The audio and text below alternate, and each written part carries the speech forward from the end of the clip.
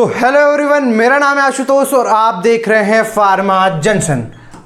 हाँ सर, आप देख रहे हैं फार्मा जंक्शन। इसको आप लाइक सब्सक्राइब कर दो जो होता हो। और हम देख रहे हैं फार्मास्यूटिक्स एक्सप्रेस और आज है लेक्चर 4 और फर्स्ट यूनिट हम कवर कर रहे हैं किसकी, फार्मास्यूटिक्स की। इसका सब्जेक्ट कोड खैर ये लिखा हुआ है 103T। ठीक है सर, ये सारी चीजें समझ में आ गई। आज का जो टॉपिक रहने वाला है वो है प्रिस्क्रिप्शन। आगे बढ़ते हैं सर। प्रिस्क्रिप्शन को शुरू करने से पहले बच्चों मैं आपसे ये बता दूं कि प्रिस्क्रिप्शन के लिए आपके दिमाग में क्या इमेज बनी होगी। हर कॉन्सेप्ट के लिए आपके दिमाग में एक इमेजिनरी इमेज बनती है। उस इमेज को जब तक आप नहीं देखोगे तब तक आप अच्छे से नहीं पढ़ पाओगे। जब आप रिलेट करना शुरू कर दोगे then you are doing something. Okay, so आज शुरू करते हैं प्रिस्क्रिप्शन। और प्रिस्क्रिप्शन की सबसे पहले हम डेफिनेशंस पे बात करेंगे। A prescription is a medical document written by a practitioner.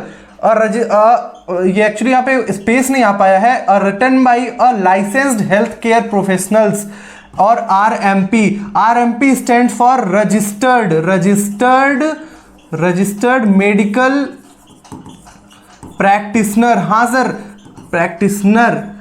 ये RMP का मतलब होता है एक ऐसा व्यक्ति जो रजिस्टर्ड हो मेडिकल प्रैक्टिस के लिए, उसको हम कहते हैं registered medical practitioner. Registered medical practitioner की अगर एग्जांपल्स की बात करें तो सर यहाँ पे लिखा हुआ होगा, डॉक्टर्स भी हमारे क्या हुए, रजिस्टर्ड मेडिकल प्रैक्टिशनर। डेंटिस्ट क्या हुए, रजिस्टर्ड मेडिकल प्रैक्टिशनर। और ये सारे जो भी हमें जैसे होम्योपैथिक डॉक्टर और डेंटिस्ट, ये सारे RMP होते हैं। और RMP की लिखी हुई रिटन डॉक्यूमेंट जो होते हैं पेशेंट के लिए, पेशेंट को ठीक करने के लिए, उसको हम कहते हैं प्रिस्क्रिप्शन। सबसे बेटा पहले आप इंश्योर करना कि प्रिस्क्रिप्शन को आप पर्चा नहीं बोल रहे होगे। बच्चे बहुत चीप लगता है। और अगर आप फार्मा से बिलोंग करते हो, if you belongs from pharma industry और pharma education, then you have to call it prescription. बहुत प्यारा सा नाम है, बहुत ऑथेंटिक नाम है और बहुत अच्छा नाम है। तो बच्चे आगे बढ़ते हैं कि यहाँ पे लिखा है डेंटिस्ट लिखता है, डॉक्टर लिखता है,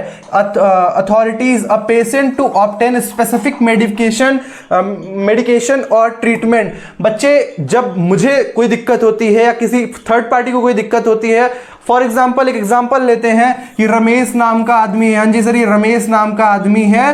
रमेश नाम के आदमी को क्या होता है, हेडक होता है, रेगुलर हेडक होता है और फीवर होता है। 1-2 दिन की बात तो ठीक है सर, 1-2 दिन तो सब कुछ नजरअंदाज हो जाता है। लेकिन जब रेगुलर बेसिस पे होने लगा तो वो क्या करता है, डॉक्टर के पास जाता है। बेटा डॉक्टर क्या करता है, प्रिस्क्रिप्शन लिखता है। जब प्रिस्क्रिप्शन लिखता है तो प्रिस्क्रिप्शन कैसे, बाय पेशेंट के थ्रू कहाँ जाता है, वो फार्मेसी में जाता है।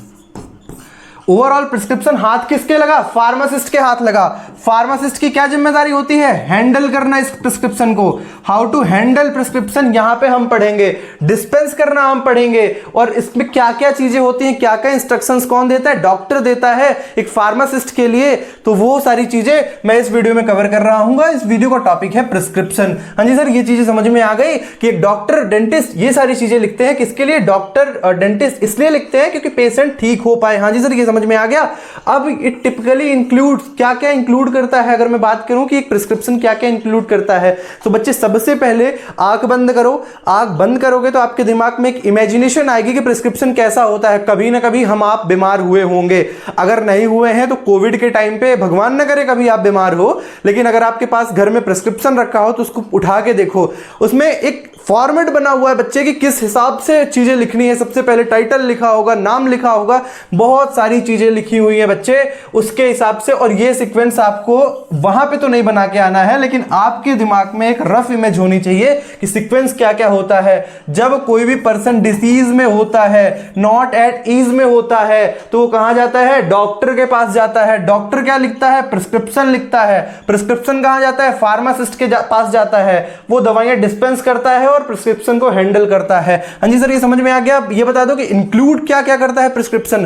पेशेंट का नाम इंक्लूड करता है बच्चे, और कॉन्टेक्ट इंफॉर्मेशन इंक्लूड करता है। ये किस लिए करता है, क्योंकि पेशेंट सेफ्टी बढ़ाने के लिए। मतलब मैं अगर आशुतोष नाम का आदमी रेगुलर बेसिस पे जा रहा है और उसके कॉन्टेक्ट इंफॉर्मेशन है, तो एक हिस्ट्री बन जाएगी बेटा, उसकी हिस्ट्री बन जाएगी कि इस पर्सन ने पहले इस चीज के लिए मुझे दिखाया था, इस चीज के लिए विजिट किया, तो इसकी पेशेंट हिस्ट्री बन जाती है। इस वजह से यहाँ पे ये सारी चीजें और उनके रिकॉर्ड में भी ये चीजें मैंडेटरी होती हैं। हाँ बॉस, ये समझ में आ गया कि ये चीजें क्यों इंपॉर्टेंट होती हैं। आगे बढ़ते हैं, आगे बढ़ेंगे बच्चे, तो आगे बढ़ने में ये समझ में आता है कि मेडिकेशन नेम और डोज और इंस्ट्रक्शन रिक्वायर्ड होता है। क्यों रिक्वायर्ड होता है, कभी आपने सोचा? नहीं सोचा होगा, मैं बताता हूं। सबसे पहले बच्चे, जो ये यहाँ पे एग्जाम्पल रमेश सर का है, रमेश जी का है ये एग्जाम्पल, रमेश को आइडियल मान लेते हैं। आइडियल जब इनको मानेंगे तो इनको हम बीमार कर सकते हैं, क्योंकि मैं और आप कहानी में भी बीमार ना हो तो ज्यादा अच्छा है। लेकिन अगर यहाँ पे रमेश को बीमार कर रहे हैं तो ठीक है सर, हमें कोई दिक्कत नहीं है, रमेश को बीमार होने दो। बच्चे रमेश बीमार है तो जो भी ये प्रिस्क्रिप्शन लिखवाता है इसमें क्या लिखेगा? डॉक्टर इसको मेडिकेशंस देगा, मेडिकेशंस के नेम देगा, डोजेस देगा और इंस्ट्रक्शंस देगा। मेडिकेशन देगा किसके लिए? रमेश के लिए। निकालेगा कौन? फार्मासिस्ट। इंस्ट्रक्शन किसके लिए देगा? फार्मासिस्ट के लिए देगा, क्योंकि हैंडल और डिस्पेंस किसको करना है? फार्मासिस्ट को करना है। क्वांटिटी बताएगा और रिफिल्स बताएगा इफ अलाउड। बच्चे क्वांटिटीज मतलब कितने दिन की डोज देना है। अगर रमेश को टीवी का इन्फेक्शन है, टीवी है, रमेश को एड्स है, ये सारी बीमारी है, तो रेगुलर बेसिस पे उसको दवाइयां चलेगी, उस हिसाब से उसको डोज आइडेंटिफाई करना पड़ेगा, क्वांटिटीज मेजर करनी पड़ेगी, और ये सब करेंगे आरएमपी। आरएमपी मतलब रजिस्टर्ड मेडिकल प्रैक्टिशनर। हाँ जी सर, समझ में आ गया, आगे बढ़ा दो। Health care providers signature and contact information. बच्चे ये जो डॉक्टर की मैंने बात की, ये इतने बच के नहीं निकल सकते, ये केवल दवाइयां नहीं लिखते, इनमें बहुत जिम्मेदारी होती है। जैसे ही ये इंस्ट्रक्शन एक बनाते हैं, आगे वाली स्लाइड्स पे मैंने एक फॉर्मेट ऐड किया हुआ है, उस फॉर्मेट को अपन देखेंगे। और यहां पे अगर बात करें तो एक जो रॉ डायग्राम होता है जो मैंने ऐड किया हुआ है, उसमें इनकी साइन होनी चाहिए, इनकी कॉन्टेक्ट इंफॉर्मेशन होनी चाहिए। वो क्या करती है बच्चे? वो अथॉरिटी देती है, वो अथराइज्ड बना देती है उस प्रिस्क्रिप्शन को कि हाँ सर ये हमने लिखा था, अब इसकी बागडोर इस पेशेंट की हम संभाल रहे हैं। अगर कोई भी साइड इफेक्ट, एडवर्स इफेक्ट और टॉक्सिक इफेक्ट आता है तो उसके लिए मैं रजिस्टर, मैं मतलब अथोराइज्ड हूं, मैं बात करूंगा। हाँ जी सर, ये भी चीजें समझ में आ गई। एक और आपने कुछ लिखा है, ये बता दो। Prescription ensure safe effective treatment and they help track patient medication history। बच्चे एक चीज होती है ड्रग टॉलरेंस, आपके लिए भी नया होगा।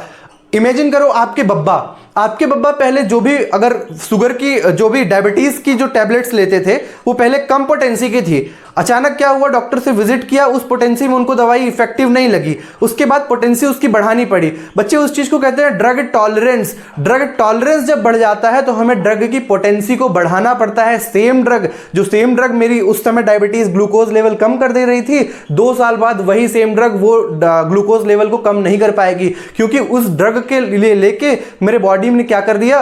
रेजिस्टेंस डेवलप कर दिया, एक टॉलरेंस डेवलप हो गया। और जिस दिन टॉलरेंस डेवलप हो गया उस दिन मुझे उसकी डोज को बढ़ाना होगा, और जिस दिन डोज बढ़ जाएगा बच्चे वो होगा ड्रग टॉलरेंस। और यहां पे यही लिखा हुआ है कि प्रिस्क्रिप्शन क्या करता है? सेफ और इफेक्टिव यूज इंश्योर करता है ट्रीटमेंट का, और पेशेंट की ट्रैक जो हिस्ट्री होती है उसको इंश्योर करता है। ट्रैक कैसे करता होगा? अगर प्रिस्क्रिप्शन रजिस्टर्ड है और प्रिस्क्रिप्शन रिकॉर्डेड है तो 2 साल पहले का भी प्रिस्क्रिप्शन देख के आदमी ये तो बता सकता है ना कि हमने 2 साल पहले ये दवाइयां खाई थी। If in a case patient जो हमारा इलिटरेट है, इलिटरेट केस में तो पेशेंट ये तो कुछ नहीं बताएगा कि हमने ये दवाई, जैसे मेटफॉर्मिन हमने खाई थी सर, नहीं बता पाएगा। सो अगर जो उसका प्रिस्क्रिप्शन है वो रिकॉर्डेड है तो वहां पे काफी मदद मिल जाती है। हाँ जी सर, आगे बढ़ते हैं बिना किसी देर के। अब बच्चे मैंने जैसा बोला था आपको कि एक मैंने ऐड किया हुआ है आपके सुविधा के लिए कि मैं एक चीज जो भी पढ़ाता हूं बच्चे, एक चीज मैं हमेशा कहता हूं, जब तक आप इमेज और डायग्राम के थ्रू नहीं पढ़ोगे आपके दिमाग में एक इमेज नहीं जाएगी, और जब तक इमेज नहीं जाएगी आपके कॉन्सेप्ट बिल्डअप नहीं होंगे। और मैं चाहता हूं आपके कॉन्सेप्ट बिल्डअप हो। हवाई वाली पढ़ाई बच्चे हम नहीं कराते और ना आप करना चाहते हो। बच्चे आगे बढ़ते हैं, पार्ट्स की बात करते हैं। सबसे पहले पार्ट्स की बात करते हैं, किसके? प्रिस्क्रिप्शन के। बच्चे प्रिस्क्रिप्शन के अगर पार्ट्स की बात करें तो सबसे पहले क्या होता है? डेट डली होनी चाहिए।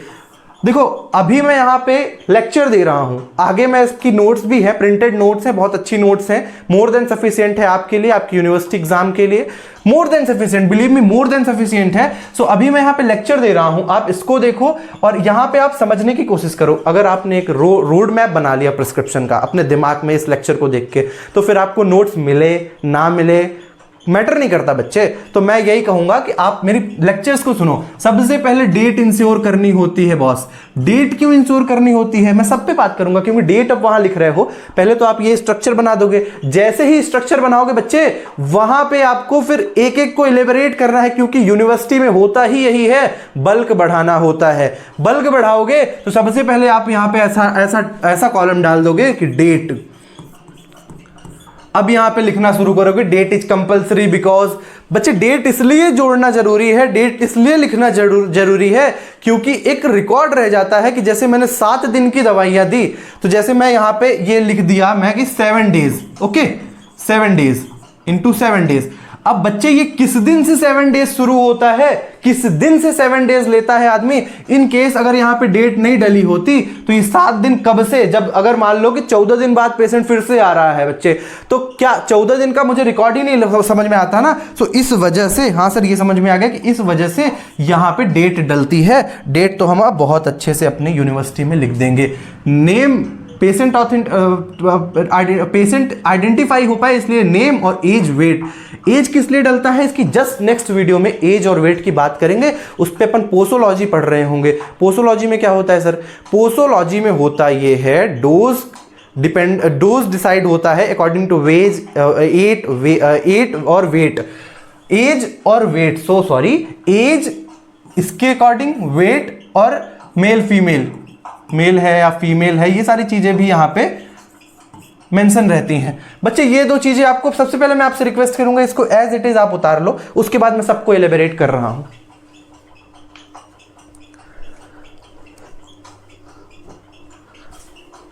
हाँ सर उतार लिया है। अब आप बताओ कि आरएक्स का क्या खेल है। सब जगह तो हम देखते हैं, ये आरएक्स को डिटेल में बात करते हैं बच्चे।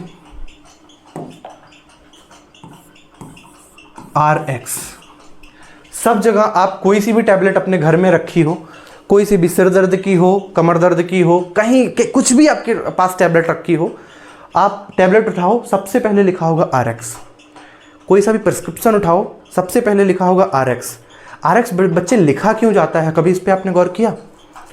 आरएक्स की खैर आगे बात करेंगे, आगे ही बताता हूं तो ज्यादा सस्पेंस रहेगा।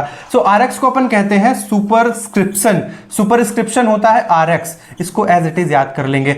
दूसरा, पहला तो अपन को डेट लिखना है, दूसरा ये लिखना है, तीसरा सुपरस्क्रिप्शन लिखना है, चौथा इंस्क्रिप्शन लिखना है। इंस्क्रिप्शन में बच्चे पैरासीटामोल जो मेन ड्रग होगी, जैसे यहाँ पे और सी भी ड्रग हो सकती है, मतलब अगर एस्प्रिन, किसी को ब्लड थिनर चाहिए तो एस्प्रिन भी हो सकती है। और सारी ड्रग, मैं और ड्रग के जैसे कौन से क्या तो नाम लिख दूं, कुछ भी नाम आप मान लो कि ड्रग के जो भी नाम आपको लगे वो यहां आप लिख सकते हो, वो आता है इंस्क्रिप्शन में। हाँ जी सर, मैं आपको स्ट्रक्चर समझाना चाहता हूं। नोट्स आपको हर जगह मिल जाएगी, हर जगह मिल जाएगी, लेकिन आपको स्ट्रक्चर डिटेल में कोई नहीं समझाएगा बच्चे। फिर यहां बात आती है सुपरस्क्रिप्शन की, और यहां पे लिखा होगा कितने बार लेनी है, कितने दिन लेनी है। Is that clear? हाँ जी सर, ये समझ में आ गया कि यहाँ पे ये सारी चीजें इंस्ट्रक्शन लिखी हुई हैं और ये लिखी हुई, ये इंपॉर्टेंट है बच्चे। फिर सिग्नेचुरा आता है। सिग्नेचुरा में क्या होता है कि ये दवाइयां कब कब लेनी है, जैसे BD, OD, once in a day, ये सारी चीजें होती है। एट लास्ट बच्चे सिग्नेचर होता है किसका, आरएमपी का। आरएमपी का फुल फॉर्म आपको क्लियर है या नहीं, आप कमेंट्स में बताओ पहले आरएमपी का फुल फॉर्म क्या है। शायद मैं 5 बार बोल चुका हूं इसी वीडियो में। और उसके बाद लास्ट में बच्चे यहां पर रजिस्टर्ड नंबर और सील क्यों होता है बच्चे। ये सारी जो चीजें होती हैं ये ऑथेंटिफिकेशन के लिए होती है कि हाँ विश्वसनीय है, रजिस्टर्ड है, और मैं इसको सर्टिफाइड करता हूं कि हाँ ये पूरा प्रिस्क्रिप्शन मैंने लिखा है। बच्चे यहां पे थोड़ा सा मैं और थोड़ा सा वो करता हूं, 1 मिनट। हाँ सर आपने बताया। देखो सबसे पहले मैं आपको जरा सा और पार्ट्स में तोड़ता हूं, क्योंकि मेरा मकसद यह है कि आप अच्छे से पढ़ पाओ। ये वाला जो पार्ट होता है, यहां पे होता है नाम। नाम किसका? नाम होता है बच्चे यहां पे हॉस्पिटल का। मान लो फार्मा जंक्शन। फार्मा जंक्शन के नाम से कोई डिस्पेंसरी खुलती है, कोई मेडिकल खुलता है या कोई क्लिनिक खुलता है फार्मा जंक्शन के नाम से, इस जंक्शन के नाम से खुलता है, तो यहां पे जंक्शन की डिटेल्स होगी, जंक्शन का एड्रेस होगा, जंक्शन का रजिस्टर्ड जो नंबर होगा, tin number, pin number, GST number जो भी होता है, वो सारी चीजें जंक्शन की यहां पे होंगी, क्योंकि वो जंक्शन का लेटर पैड है, जंक्शन का एक पेज है, इस वजह से जंक्शन की ऑथेंटिसिटी यहां पे होगी, जंक्शन की जो डिटेल्स होगी वो यहां पे होगी। कौन से जंक्शन की? फार्मा जंक्शन की। हाँ जी, हमारे चैनल की यहां पे होगी। उसके बाद बात करते हैं,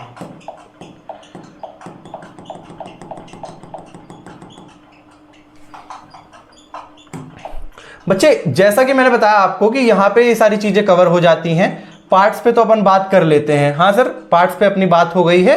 यहां पे आपने बताया था कि सिग्नेचर और रजिस्टर्ड सील व्हील होती है, ये सारी चीजें आपने क्लियर कर दी थी। आगे बढ़ा दो सर। अब आगे मैंने बताया कि डिटेल बात करेंगे, सुपरस्क्रिप्शन की बात करते हैं। अब अगर मैं नेक्स्ट स्लाइड में, पिछली स्लाइड में ले जाता हूं, तो यहां पे बच्चे आप देखो सबसे पहले कि सुपरस्क्रिप्शन में बात किसकी मैंने की थी। सुपरस्क्रिप्शन यहां लिखा हुआ है। I am clear? Is that clear? तो बच्चे सुपरस्क्रिप्शन यहां लिखा है और सुपरस्क्रिप्शन में पूरा खेल है आरएक्स का। आरएक्स की कहानी हम आगे पढ़ते हैं। आगे जैसे ही आरएक्स पे आते हैं, यहां पे लिखा हुआ है आरएक्स सिंबल। बच्चे इस सिंबल को सबसे जरूरी है, मतलब ये आपकी बेसिक पढ़ रहे हो और आप कहीं पे भी अपने जीवन में कहीं चले जाओ, ड्रग एक्सपर्ट बन जाओ, ड्रग वो जो क्या कहते हैं यार उसको, ड्रग इंस्पेक्टर बन जाओ बच्चे, लेकिन फिर भी आपको आरएक्स का तो ये मालूम ही होना चाहिए। कुछ भी बन जाओ, कितनी भी नीचे से नीचे, कितनी ऊपर से ऊपर, लोवेस्ट टू हाईएस्ट बच्चे जो भी बन जाओ आप, लेकिन आपको आरएक्स का मतलब पता होना चाहिए। लैटिन वर्ड होता है, हाँ जी बॉस, लैटिन वर्ड होता है। इसका मतलब क्या होता है? To take. बच्चे ये जो भी डॉक्टर, जो भी फार्मासिस्ट दवाइयां लिखता है, उसका एक यूनिवर्स से प्रेयर होता है कि ये भगवान ये जल्दी ठीक हो जाए। और बच्चे यूनिवर्स में एक पावर होता है जो आपको हील करता है। ये क्लियर है ना? कोई भी आप टैबलेट देखना, उसमें आरएक्स जरूर लिखा होगा, आरएक्स के बाद ही टैबलेट का नाम लिखा रहेगा। समझ गए ना? आरएक्स जब तक नहीं लिखा है मतलब वो दवाई सही नहीं है। और आरएक्स मतलब अगर ऑथेंटिक दवाई है, अगर रजिस्टर्ड दवाई है, तो आरएक्स जरूर लिखा होगा। आरएक्स का कॉन्सेप्ट क्लियर होना चाहिए। हाँ बॉस, आरएक्स का कॉन्सेप्ट क्लियर है। इंस्क्रिप्शन की बात बताओ, इंस्क्रिप्शन में क्या होगा? आपके लिए ये सारी चीजें लिखी हुई है बच्चे। यहां पे जो थ्योरीज लिखी हुई मेरे काम की नहीं है, मैंने तो उसको बहुत पहले पढ़ के छोड़ दिया, अब मैं पढ़ा रहा हूं। इस वजह से this is the main part of prescription. Main part क्यों कहा जाता है बच्चे? क्योंकि जैसा कि सर आपने बताया, पीसीएम हो गई, एस्प्रिन हो गई, ये सारी जो ड्रग हैं यहां पे मेंशन होती हैं और यही तो मेन पार्ट है। पढ़ना, पढ़ाना या खाना खिलाना, मतलब ऐसा समझो कि कितने टाइम खाना है, कब खाना है, कितने दिन खाना है, ये तो बाद की बात हुई बॉस। पहले तो हमें ये जानना है कि दवाइयां कौन कौन सी है। तो यहां पे भैया पीसीएम और एस्प्रिन जो है वो किस में आती है? इंस्क्रिप्शन में आती है। बॉस समझ में आ गया। लास्ट में आता है third one, sub inscription. Subscription, this represent direction to the pharmacist for preparing prescription and number of dose to be dispensed. बच्चे जैसा कि मैंने बताया कि डॉक्टर उसमें कोड लिखता है, डॉक्टर उसमें लिखता है कि कितने दिन की दवाइयां डिस्पेंस करनी है। ये एक सुपर इंस्क्रिप्शन जो होता है, ये सब इंस्क्रिप्शन जो होता है, एक रजिस्टर्ड फार्मासिस्ट के लिए एक डायरेक्शन होता है, इंस्ट्रक्शन होता है कि कैसे कैसे दवाइयों को डिस्पेंस करना है। Is that clear? बात आती है सिग्नेचुरा पे। सिग्नेचुरा जानना बहुत जरूरी है, क्योंकि बच्चे यहां पे काफी चीजें, महत्वपूर्ण चीजें यहां पे छुपी हुई होती हैं। This consist of direction to be given to the patient regarding the administration of drug. हाँ सर, यहां पे ये लिखा हुआ है कि पेशेंट के लिए डायरेक्शन दिया रहता है कि पेशेंट दवाइयां कैसे ले, कैसे कैसे पेशेंट को दवाइयां लेनी है। मतलब यहां पे लिखा हुआ है OD. OD stands for once in a day. So ऐसे ही जैसे ओडी लिखा हुआ होगा सर, बीडी लिखा होगा, एसओएस। अगर एसओएस की बात करें, एसओएस मतलब व्हेन रिक्वायर्ड। व्हेन रिक्वायर्ड मतलब अगर आपने डॉक्टर को बताया कि डॉक्टर साहब मुझे एक्सट्रीम पेन होता है बैक में, तो if there is high chances कि डॉक्टर आपको ट्रामाडोल लिख दे, लेकिन ट्रामाडोल के आगे उसने लिखा होगा एसओएस, व्हेन रिक्वायर्ड। जब आपको एक्सट्रीम पेन हो तब आपको ये दवाइयां लेनी है, क्योंकि बच्चे वो नार्कोटिक दवाई होती है ट्रामाडोल। खैर उस पर अपन बात करेंगे फार्माकोलॉजी में। रेनुअल इंस्ट्रक्शन की बात करें, रेनुअल इंस्ट्रक्शन क्या होते हैं बच्चे? जैसे कि मैंने बताया सबसे पहले स्लाइड में, कौन बीमार हुआ था ये कमेंट करके बताओ। रमेश सर बीमार हुए थे, रमेश जी बीमार हुए थे, और वहां पे मैं बता रहा था कि जिस हिसाब से उनकी कॉम्प्लिकेशंस होंगी, अगर अगर उनको टीवी का इन्फेक्शन होगा, अगर उनको एचआईवी का इन्फेक्शन होगा, अगर उनको कॉमन कोल्ड होगा तो 7 दिन में या 3 दिन में वो रिकवर कर जाएंगे। लेकिन अगर एचआईवी का होगा तो वो लंबा ट्रीटमेंट चलेगा, टीवी का होगा तो लंबा ट्रीटमेंट चलेगा। तो बच्चे यहां पे डॉक्टर लिखता है रिन्यूअल इंस्ट्रक्शन, कि मतलब रमेश जी को फिर से कब विजिट करना है, ये डॉक्टर लिख देता है कि इतने दिन की दवाइयां लेके फॉलो अप हमसे लेना। और सिग्नेचर और seal of registered medical practitioner required होती है कि हाँ बॉस किसने लिखा, ये सारा जो भी प्रिस्क्रिप्शन है वो किसने लिखा, कौन से रजिस्टर्ड मेडिकल प्रैक्टिशनर ने लिखा, ये बहुत जरूरी होता है। बच्चे आगे बढ़ते हैं। जैसा कि मैंने बताया कि फार्मासिस्ट का काम होता है क्या करना, हैंडलिंग करना और डिस्पेंसिंग करना। किसके जो प्रिस्क्रिप्शन होता है वो फार्मासिस्ट का काम होता है कि उसको हैंडल करे और प्रिस्क्राइब जो डिस्पेंस करे उसको, ये काम होता है रजिस्टर्ड फार्मासिस्ट का, जैसे हम लोगों का। तो बच्चे यहां पे जो एक मिनट, यहां पे बात करते हैं the following procedure should be followed by the pharmacist. मैंने बताया ना बच्चे कि रजिस्टर्ड फार्मासिस्ट जो होते हैं, रजिस्टर्ड फार्मासिस्ट जो होते हैं उनका काम है, और chemist while handling the prescription for compounding and dispensing the drugs। बच्चे क्या क्या चीजें आपको हैंडल करने के लिए आपको वो करनी होगी, ये पॉइंट वाइज पॉइंट मैं समझाऊंगा। हैंडलिंग अपन देख रहे हैं, हैंडलिंग में क्या क्या चीजें करनी है इस पे बात करते हैं। सबसे पहला जो पेशेंट है मॉस रमेश जी हमारे पेशेंट हैं। अब ये आते हैं कहां, फार्मेसी में। यहां पे इनको मिलेंगे drug expert, so called pharmacist. हाँ बॉस, इनको ड्रग एक्सपर्ट मिल गए, इनने अपना प्रिस्क्रिप्शन हैंड ओवर कर दिया, प्रिस्क्रिप्शन लिखा है हैंड ओवर कर दिया। अब मैं फार्मासिस्ट हूं, मेरे पास आ गया प्रिस्क्रिप्शन। सबसे पहला स्टेप जो होगा वो मैं प्रिस्क्रिप्शन, आप पेशेंट हो, आप एक टाइम को मानो कि आप रमेश हो, मुझे प्रिस्क्रिप्शन देते हो, मैं प्रिस्क्रिप्शन देखता हूं। सबसे पहले मैंने क्या किया, प्रिस्क्रिप्शन को रिसीव किया। तो बच्चे सबसे पहले प्रिस्क्रिप्शन को रिसीव करना है। दूसरा क्या करना है, रीडिंग एंड चेकिंग। सबसे पहले रीड करना है और अपने विवेक से, अपने बुद्धि से, अपने इंटेलिजेंस से ये देखना है कि कहीं डॉक्टर ने कोई गलती तो नहीं की है। और खैर गलती होती नहीं है पहले, लेकिन हमें देखना है कि कहीं डॉक्टर से कोई गलती तो नहीं होगी, मतलब टीवी के लिए कोई और ड्रग तो नहीं है, और क्लियर चीजें हैं या नहीं। अगर आपको कोई कंफ्यूजन है तो आप डॉक्टर से बात कर सकते हो। हाँ जी बॉस, उसके बाद क्या करेंगे, collecting and dispensing the drug material. जैसा जैसा प्रिस्क्रिप्शन में लिखा होगा कि पीसीएम 7 दिन के लिए निकालनी है, एस्पिरिन 10 दिन के लिए निकालनी है, ओमेप्राजोल 12 दिन के लिए निकालनी है, उस हिसाब से फार्मासिस्ट क्या करेगा, कलेक्ट करेगा और डिस्पेंस करेगा क्या, ड्रग मटेरियल मीन्स मेडिसिन। हाँ जी बॉस, ये समझ में आ गया कि मेडिसिन ड्रग कलेक्ट फार्मासिस्ट निकाल देगा। Compounding, labelling and packing. जो पहले के टाइम पे क्या होता था, अभी तो काफी चीजें इजी हो गई हैं। पहले ऐसा होता था कि एक कॉन्सेप्ट आ जाता था, मतलब एक वो आ जाता था, रोड मैप आ जाता था कि ये चीजें निकालनी है, फिर फार्मासिस्ट को मोटार और पेस्टर की मदद से वो चीजें बनानी पड़ती थी। इस वजह से यहाँ पे लिखा है compounding and labelling and package. अभी ऐसा हो गया है कि लेबल्ड होके आता है, पैकेजिंग होके आती है, कंपाउंड आपको करना है, निकाल के दे देना है। अब काफी चीजें आसान हो गई हैं। बॉस लास्ट में बात करते हैं इरर्स क्या क्या आते हैं एक प्रिस्क्रिप्शन में। इरर्स की बात करते हैं, इरर्स क्या क्या आते हैं। सबसे पहले ये सारी जो ये लिखी हुई हैं बेटा, ये आपके लिए हैं। मैं इसको ज्यादा इलेबोरेट करूंगा, वीडियो बड़ी हो जाएगी, मैं चाहता नहीं वीडियो बड़ी हो जाए। बच्चे सबसे पहले name of drug.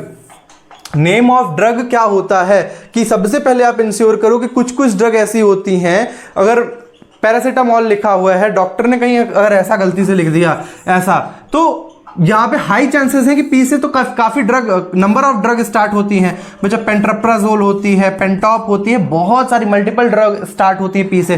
So high chances हैं कि यहाँ पे क्या हो जाए, इरर हो जाए, और इरर अगर हो जाएगा तो पेशेंट की सेफ्टी इंश्योर नहीं हो पाएगी। और हमारा पहला कर्तव्य ही यही है कि पेशेंट की सेफ्टी इंश्योर हो। बच्चे डोज की, हम पहले सबसे डोज की इरर आ सकते हैं।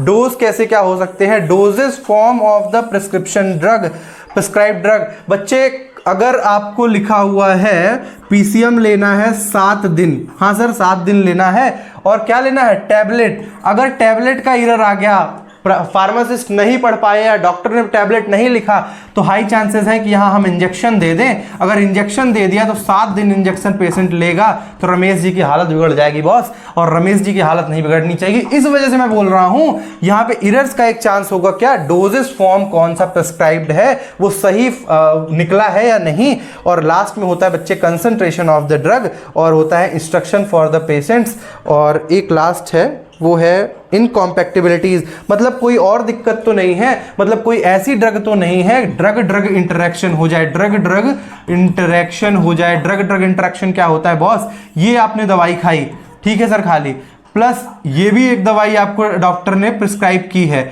अब दोनों दवाई आप साथ में जब ले रहे हो तो आपके पेट में एक रिएक्शन हो रही है जिसको कहते हैं ड्रग ड्रग रिएक्शन, और जो कि हमें क्या करेगी, इरिटेट करेगी, और इरिटेशन होगी तो दिक्कत होगी। बॉस यहाँ पे ये वीडियो शायद खत्म होती है, यहाँ पे प्रिस्क्रिप्शन वाला पार्ट खत्म हो जाता है। लास्ट वीडियो इसकी आने वाली है, जो नेक्स्ट लेक्चर होगा वो होगा पोसोलॉजी पे, और तब तक के लिए आप चैनल को सब्सक्राइब कर लो। बहुत बहुत धन्यवाद भैया आपका। पहले तो लाइक कर दो, और लाइक के साथ, एक मिनट, लाइक के साथ कमेंट कर दो बच्चे, सब्सक्राइब कर दो, शेयर कर दो, ये जो होता हो। और यहाँ पे लिखा हुआ है to be continued, stay tuned, और यहाँ पे हमारे चैनल का लोगो आ रहा होगा, यहाँ से आप टच करके खैर डायरेक्ट सब्सक्राइब कर सकते हो। तब तक के लिए बहुत बहुत धन्यवाद। Thank you so much, bye bye.